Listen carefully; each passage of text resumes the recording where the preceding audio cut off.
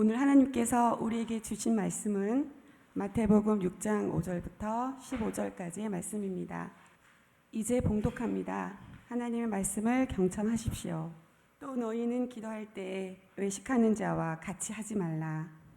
그들은 사람에게 보이려고 회당과 큰 거리 어귀에 서서 기도하기를 좋아하느니라. 내가 진실로 너희에게 이르노니 그들은 자기 상을 이미 받았느니라.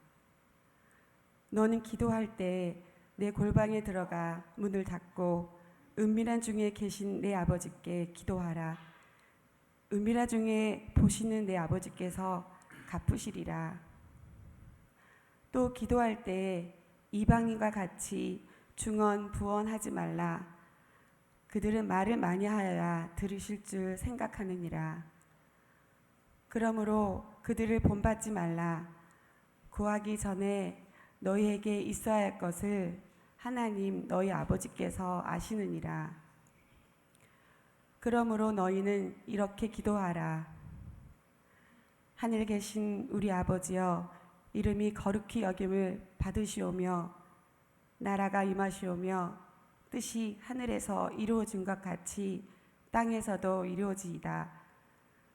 오늘 우리에게 일용할 양식을 주시옵고 우리가 우리에게 죄진 자를 사하여 준 것 같이 우리 죄를 사하여 주시옵고 우리를 시험에 들게 하지 마시옵고 다만 악에서 구하시옵소서. 나라와 권세와 영광이 아버지께 영원히 있사옵나이다. 아멘. 너희가 사람의 잘못을 용서하면 너희 하늘 아버지께서도 너희 잘못을 용서하시려니와 너희가 사람의 잘못을 용서하지 아니하면 너희 아버지께서도 너희 잘못을 용서하지 아니하시리라. 하나님께서 이 말씀을 통해 우리에게 은혜 주시기를 원합니다. 아멘. 지난 한 주간 잘 지내셨는지요? 하나님께서 또 우리의 삶을 보살펴 주시고 또 이 시간 주님의 귀한 날을 맞이하여 하나님의 전으로 우리를 인도해 주셨습니다. 오늘 들려주신 하나님의 말씀과 예배 가운데 임하시는 삼위 하나님의 놀라우신 그 은총과 사랑이 또 한 주간을 시작하는 저희들의 삶에 힘이 되고 또 도움이 될 수 있기를 간절히 소망합니다. 이제는 주님의 말씀을 듣는 시간입니다. 말씀을 듣기 전에 기도 찬양 우리 같이 두 번 반복해서 부르고 주님의 말씀을 같이 들을 수 있도록 하겠습니다.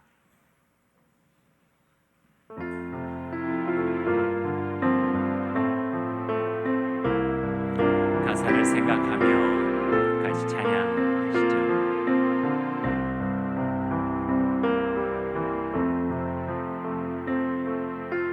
주의 말씀은 내 발의 등불이요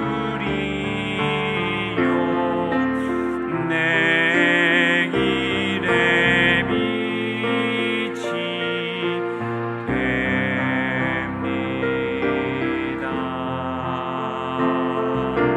주의 말씀은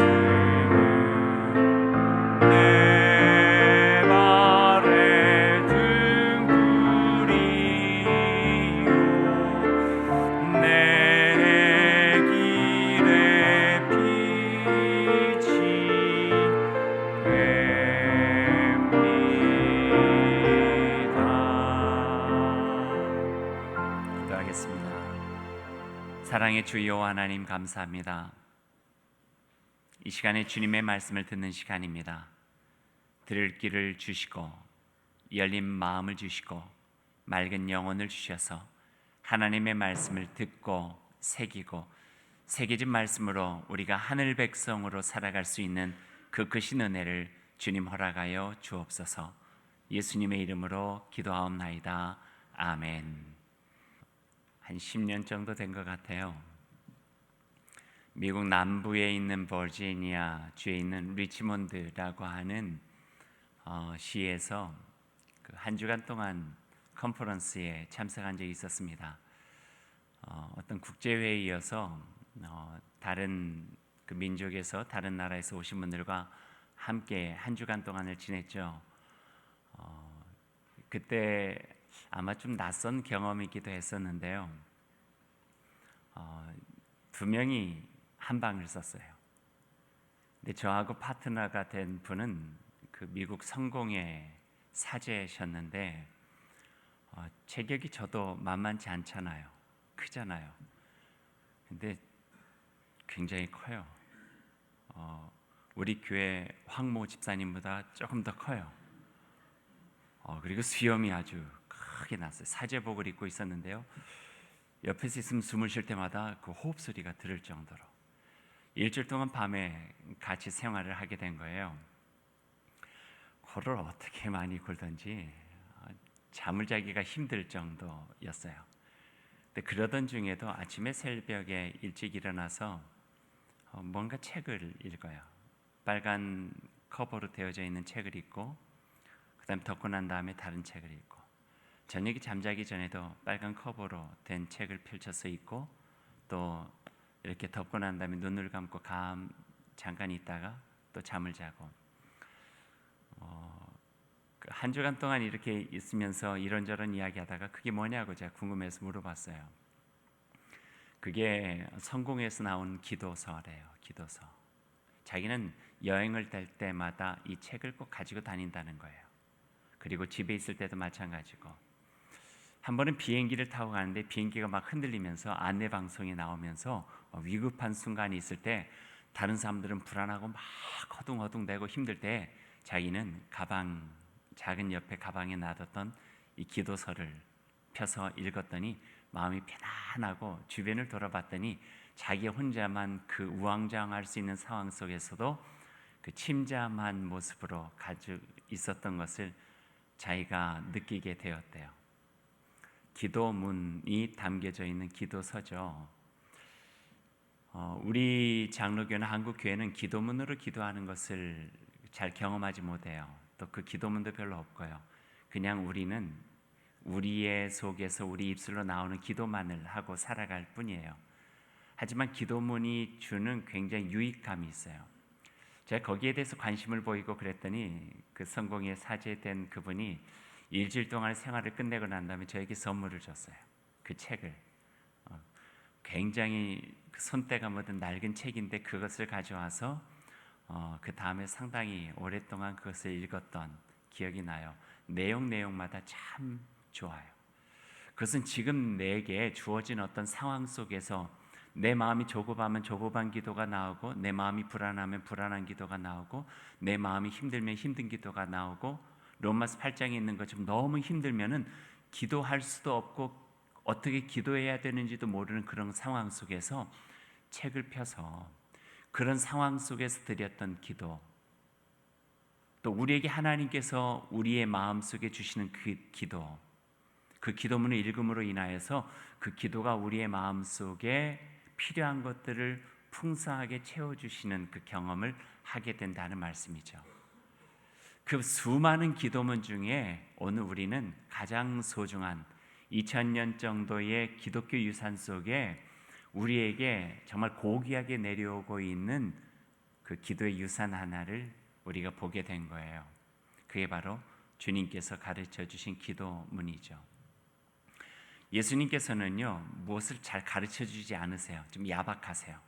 하나님의 나라가 어디 있습니까? 언제 하나님의 나라는 옵니까?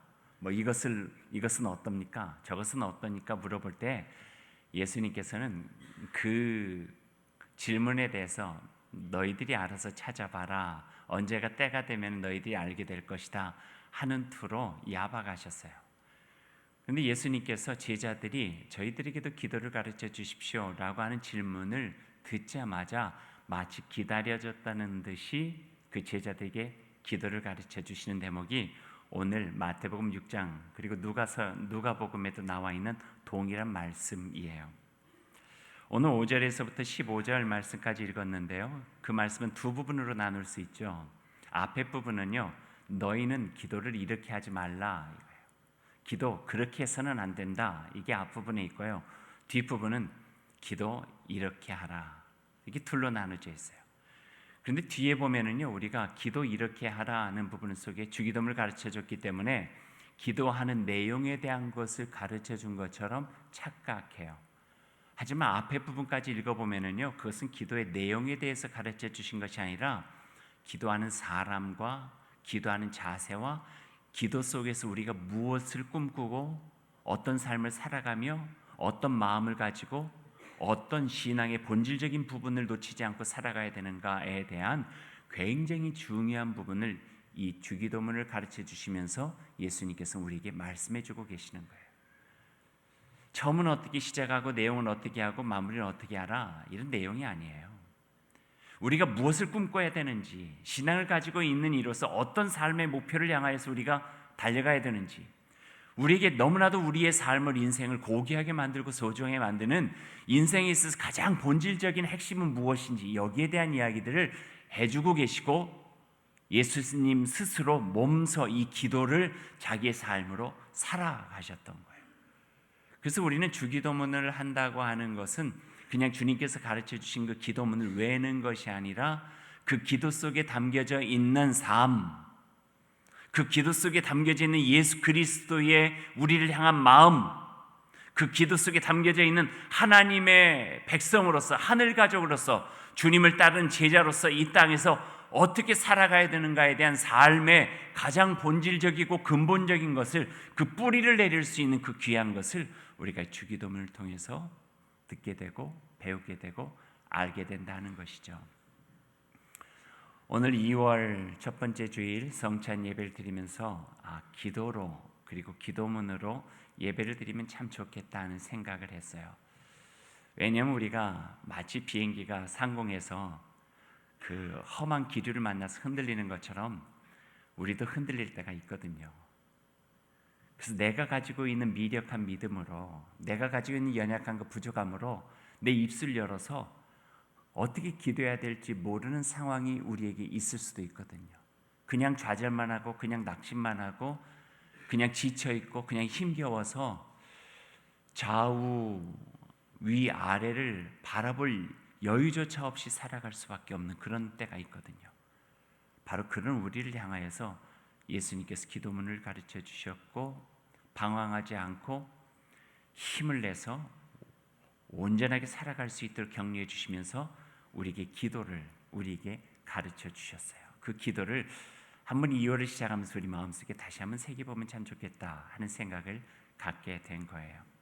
내용에 대해서는 우리가 수요 예배 때 주기도문 강해를 하기도 했고요, 또 때때로 주일 말씀을 통해서 나누기도 했기 때문에 다 이야기하지는 않을 거예요. 하지만 기도문이 얼마나 우리에게 소중한가 하는 것만은 여러분과 함께 잠깐이라도 나누고 싶어요.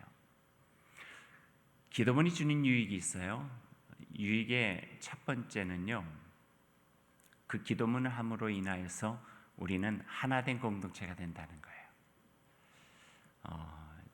주기도문은 우리 유치부 아이들도 잘 알아요. 너희들 주기도문 아니? 물어보고 주기도문 같이 해볼까 하면은 하늘에 계신 우리 아버지 이름이 거룩히 여김을 받으시고 쭉 그냥 해요. 그거 안에서 우리는 하나된 공동체가 되는 거예요. 우리는 알게 모르게 교회를 다니면서 서로 얼굴을 보고 있지만, 그러나 하나된 기도문을 가면서 우리가 어떤 뜻을 지향하는지, 또 어떤 마음을 품은지, 어떤 뜻 안에서 우리는 하나가 되길 원하는지에 대한 어떤 형제애, 자매애, 동지애, 이런 것들을 우리가 이 주기도문을 함께 하면서 우리가 같이 나눌 수 있다는 거예요. 저희 교회는 예배의 마지막에 주기도문 찬송하면서 세상으로 나가요. 저는 그게 참 좋아요. 다른 찬송으로 바꿔볼까도 생각했지만 이 주기도문을 놓치기가 너무나도 아쉬워요. 그래서 마지막 우리 축도전 찬송을 주기도문 찬송으로 하고 있어요. 오늘 예배도 주기도문 찬송으로 마무리하게 될 거예요. 그 찬양을 하면서 우리는 하나입니다. 하나된 하나님의 가족입니다. 하나된 하늘 백성입니다. 우리 이 세상에 나가서 주님께서 가르쳐 주신 그 기도, 그 가운데 담겨져 있는 그 모습으로 살아갈 것입니다 하는 한 고백을 하는 한 공동체라는 의미가 있죠. 이게 주기도문, 기도문이 줄 수 있는 가장 큰 의미예요. 그래서 그런지 아직도 캐톨릭 교회나 성공회 교회나 여러 교회들은 자기의 생각대로 하는 기도를 공예배에서는 제하고 기도문으로 하는 기도만을 하게끔 하는 그 전통도 가지고 있는 거예요. 우리는 하나라 하는 의미죠. 두 번째 기도문 기도가 줄 수 있는 의미는, 기도는 그 사람이 가지고 있는 마음과 그 사람을 알아가는데, 물론 신앙적인 부분이고 더 나아가서는 삶에 대한 부분일 수도 있겠어요. 알아가는데 굉장히 좋은 거예요. 꼭 이렇게 하시라는 이야기는 아니지만 어떤 사람의 기도를 살짝 들어보세요. 엿들으라는 이야기 아니에요. 그냥 이렇게 들어보시면은 그 사람이 지금의 상황이 어떤지를 알 수 있어요. 주기도문을 우리들이 하고 살아간다고 하는 것은 주님의 마음을 엿볼 수 있는 기도예요. 주님의 삶을 우리가 알 수 있는 기도가 바로 주기도문이에요. 그래서 주기도문 우리가 함께함으로 인하여서 주기도문 속에 주님께서 가르쳐 주신 기도를 통하여서 주님의 마음을 알고 주님의 뜻과 주님의 꿈을 알고 우리가 거기에 하나가 되어져서 주님을 아는 주님의 제자로서 살아갈 수 있는 유익함이 있다는 말씀이죠. 이게 두 번째 주기도문을 통해서 우리가 받을 수 있는 하나의 유익이에요. 세 번째는요, 좋은 기도문은 우리의 믿음과 우리의 삶을 자라가게 해요. 성장시켜 주신다는 말씀이에요. 여러분 이런 경험들 하셨는지 모르겠어요. 기도를 열심히 하고 싶은데 새벽 예배에 나와서 기도를 하시기도 하고 하루에 시간을 정해서 기도를 하기도 하는데, 하다 보면은 어제 한 기도 오늘 또 하고 오늘 한 기도 내일 또 하고 전혀 변화가 없는 기도를 하게 돼요. 그러다 보면은 매일 반복되어진 기도 때문에 내 마음이 이렇게 지쳐버리고 내 믿음이 이 정도밖에 되지 않을까라는 생각을 하게 될 때도 있어요. 이때 참 우리에게 도움이 되고 유익한 게 바로 기도문 기도예요. 기도 서적들을 여러분 찾아보려면요, 시중에 서점이나 많은 그 도움이 되는 자료들이 있어요. 제임스 패커가 쓴 기도라고 하는 책도 있고, 그리고 김영복 목사님이 편집한 사귐의 기도라고 하는 그 기도문도 있고요. 그것을 쭉 읽다 보면은 나도 모르게 내 안에 그 기도가 들어와서 나 믿음과 나의 신앙적 가치관과 내가 세상을 바라보는 눈과 모든 것들이 조금씩 자라나고 있는 것들을 경험할 수 있게 돼요. 마치 어떤 분이 예전에 그런 이야기를 했는데, 거목 사이를 걸으니, 큰 나무 사이를 걸으니 내 키가 한 자나 커진 것 같다. 그런 것처럼 기도문 사이를 우리가 믿음의 여정으로 다니다 보면은 우리의 기도가 풍성해질 뿐만 아니라 우리의 믿음의 목표도 바르게 되고, 또 우리 방황하고 갈등하는 우리들의 믿음의 모습도 다시 한번 조율이 되어져서 우리가 어떤 마음을 가지고 믿음 생활을 할 수 있을까 하는 것들을 다시 한번 깨달아 할 수 있도록 도와주신다는 말씀이에요. 거기에 있어서 오늘 저희는 가장 모범이 되어지는 주님께서 가르쳐 주신 기도문을 우리가 같이 나누게 된 것이고요. 사랑하는 여러분,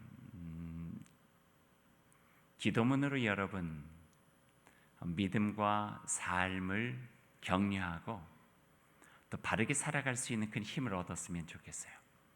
그래서 그 기도문을 통하여서 내가 미처 알지 못했던 어떤 신앙의 세계, 또 그 기도를 통하여 내가 아직 내 마음이 미약하고 부족하여 발디뎌 보지 못했던 하나님의 세계를 우리가 그 기도문을 통해서 다가가고 들어가고 그 속에서 또 다른 하나님의 은혜 가운데 살아갈 수 있는 믿음의 여정으로 갈 수 있도록 우리가 기도문을 경험했으면 좋겠어요. 오늘 우리에게 주시는 주기도문뿐만 아니라 많은 신앙의 선배들이 남겨주신 그 기도문을 통해서 우리 믿음은 깊어지고 온전해져서 하늘 가족으로 복되게 살아갈 수 있는 저희들이 다 될 수 있기를 주님의 이름으로 간절히 소망합니다. 이제 말씀 후 기도 찬양을 같이 할까요? 이 말씀 따라 사는 동안 주 영상 담게 하시고, 이 말씀 따라 사는 동안 주님 나라 이루소서.